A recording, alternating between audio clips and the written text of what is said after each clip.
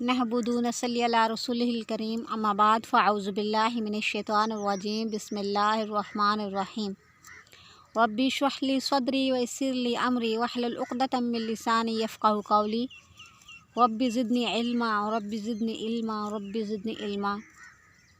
Dear students, dear sisters, आप देख रही हैं इशुल कुरान इंस्टीट्यूट और मैं हूं आपकी टीचर समा अली। डियर स्टूडेंट्स, उम्मीद करती हूँ आप सब ठीक ठाक होंगी। दुआ गो हूँ कि अल्लाह रब्बुल इज़्ज़त आपको अपने हिफ्ज़ ईमान में रखे। डियर सिस्टर्स, जैसा कि आप जानती हैं कि हमारा लेसन चल रहा है ज़कात के मसाइल के मुतालिक, ठीक है। और ज़कात के मसाइल के मुतालिक हमारी कल की वीडियो में हमने 8 मसाइल जो है वो पढ़े थे, ठीक है। 8वां मसला हमारा चल रहा था। आज हम 9वें मसले को जो है वो आपस में शेयर करेंगे, ठीक है। तो आइए बगैर वक्त ज़ाया किए हम अपनी वीडियो की तरफ, अपने लेसन की जानिब जो है चलते हैं। हमारा 9वां मसला क्या है कि बिस्मिल्लाहिर्रहमानिर्रहीम कि फ़र्ज़ करो कि किसी ज़माने में 25 रुपये का 1 तोला सोना मिलता है, ठीक है। फ़र्ज़ करेंगे कि किसी ज़माने में क्या है वो 25 रुपये का जो है वो क्या है 25 रुपये का 1 तोला सोना मिलता है, तो 1 रुपये की 1.5 तोला चांदी मिलती है। और किसी के पास 2 तोला सोना और 5 रुपये ज़रूरत से ज़ायद हैं और साल भर तक वो रह गए तो इस पर ज़कात वाजिब है, ठीक है। क्योंकि 2 तोला सोना 50 रुपये का हुआ और 50 रुपये की चांदी 75 तोला हुई, तो 2 तोला सोने की चांदी अगर ख़रीदोगी तो 75 तोला मिलेगी और 5 रुपये तुम्हारे पास हैं। इस हिसाब से इतनी मिकदार से बहुत ज़्यादा माल हो गया जितने पे ज़कात वाजिब होती है, ठीक है। क्या है कि अगर किसी के पास किसी ज़माने में बिलफ़र्ज़ जो है 1 रुपये का जो है वो क्या ना 25 रुपये का जो है वो क्या करते हैं सोना मिलता है 1 तोला। 25 रुपये में 1 तोला सोना मिलता है और 1 रुपये की 1.5 तोला जो है वो चांदी मिलती है। और किसी के पास 2 तोला सोना भी मौजूद है और 5 रुपये भी मौजूद हैं। 5 रुपये जो हैं ज़रूरत से ज़ायद मौजूद हैं। और अब ये जो 2 तोला सोना और 5 रुपये जो है उस पर पूरा साल गुज़र गया, पूरा साल उसके पास रहे हैं, तो अब इस पर क्या होगी ज़कात वाजिब होगी।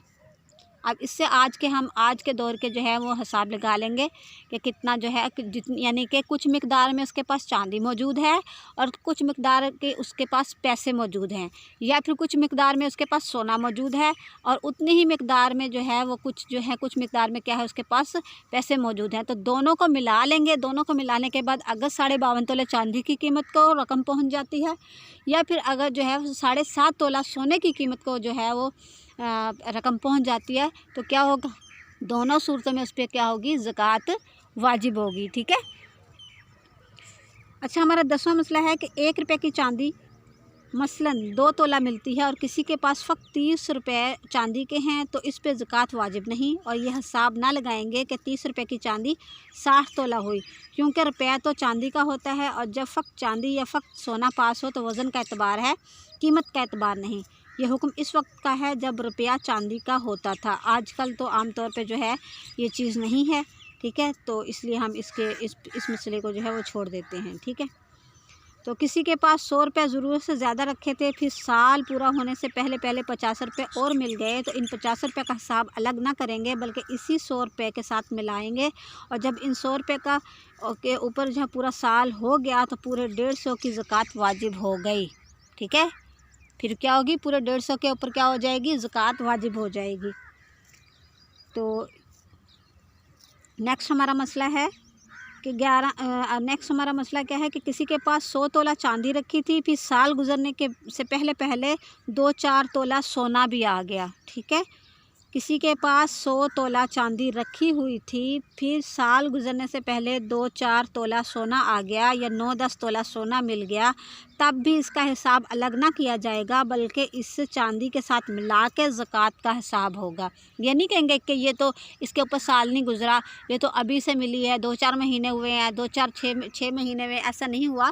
क्योंकि अगर उसके पास पहले से चांदी भी मौजूद थी और फिर उसको सोना भी आ गया उसके पास, अब जो है सोने और चांदी को मिला के जो है हम क्या करेंगे उस कीमत को जो है वो देखेंगे कि अगर वो 52.5 तोला चांदी की कीमत को पहुंच जाती है रकम, या 7.5 तोला सोने की कीमत को पहुंच जाती है, इतनी रकम को पहुंच जाती है, तो क्या करेंगे उस पर ज़कात क्या होगी वाजिब होगी, ठीक है। आगे हमारा मसला है सोने चांदी के सिवा और जितनी चीज़ें हैं जैसे लोहा है, तांबा है, पीतल है या इस तरह की और बर्तन वगैरह हैं या और चीज़ें हैं, इन सब को जो है, या कोई किसी के पास माल है और वो सौदागरी यानी कि कोई जो है वो तिजारत के तौर पे क्या करता है, वो इस्तेमाल करता है या इसको बेचती है, सौदागरी करती है, तो देखो वो असबाब कितना है। अगर इतना है कि इसकी कीमत 52.5 तोले चांदी, यानी कि उसके पास कोई इतना माल पैसा, कोई उसने, जैसे बाद लोग बुटीक का काम करती हैं औरतें, घरों में बुटीक का काम करती हैं, इसी तरीके से और बहुत से घरेलू जो है वो काम जो है वो छोटे मोटे कारोबार शुरू किए हुए होते हैं।